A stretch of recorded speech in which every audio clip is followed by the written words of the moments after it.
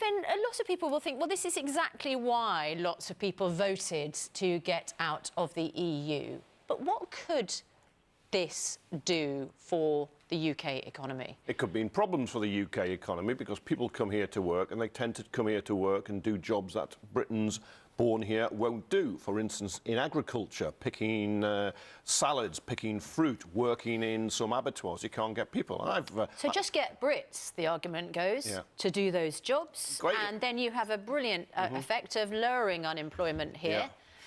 And we don't have to worry about immigration being too high. If you remember, I'm sure he'll be shouting in a moment that unemployment is at a record low. He'll say employment's at a record high, which always breaks apart the argument that these people are coming here and stealing our jobs. They're not, they're coming to work. But you can't say they're stealing our jobs and then unemployment here is a record low. You can't have it both ways. Nothing in that document about numbers. It doesn't actually commit the government to reducing net migration.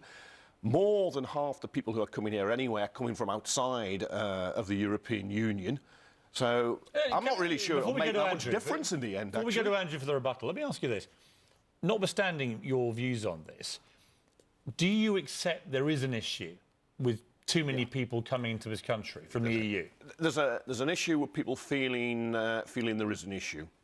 And that, well, hang on. No, I'll tell you. But that's a different answer. No, I don't at the moment. I think, right, you can say where you're going to end up in 30, 40 years if the current rate comes. You go back 20 years and we had net migration, going down rather than going up. It happens. The economy is doing well, although it's slow. We're now the slowest growing in the major industrialised world, so fewer people will start coming, as it were. We saw the figure go down. But if you were in charge, if there was a Labour government tomorrow, would you be urging them to make any attempt to, given all the concerns that obviously many people in Britain had about this, which led to Brexit, in my view, winning the day? I think immigration was the big issue. Would you encourage Labour government to do anything about migration? It was based on a lot of scare stories. What I would do is I would make sure far more money goes into giving people skills.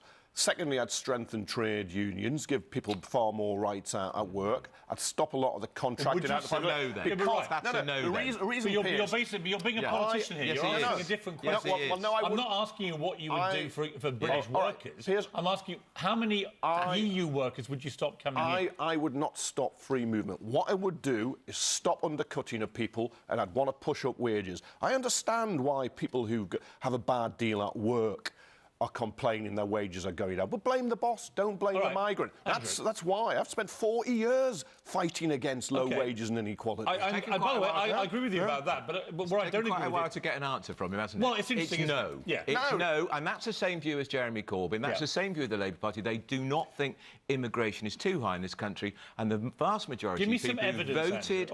People who voted in the referendum... I don't want to vote, but give me some hard facts about why you believe there is a genuine issue with too many people coming in from the EU and there's a migration problem. I think there is huge pressure on schools, school places. People struggle to get their children to schools now because there are far more people coming in, especially from the European Union. We've got 1 million Poles here. There was something like 69,000 Poles here 9 years ago.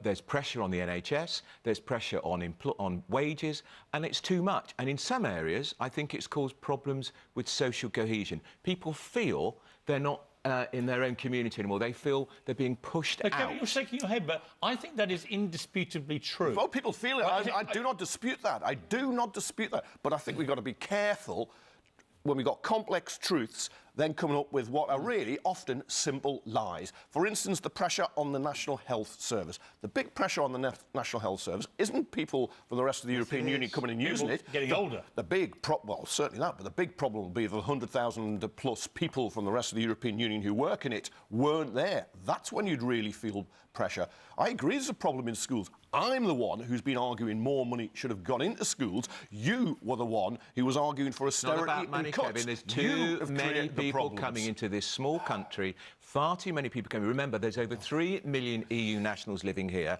and we've got about 1 million British nationals living across the EU. It's disproportionate. It's causing huge pressure, and if the Labour Party don't wake up and smell the coffee, it'll be a problem for them. Andrew,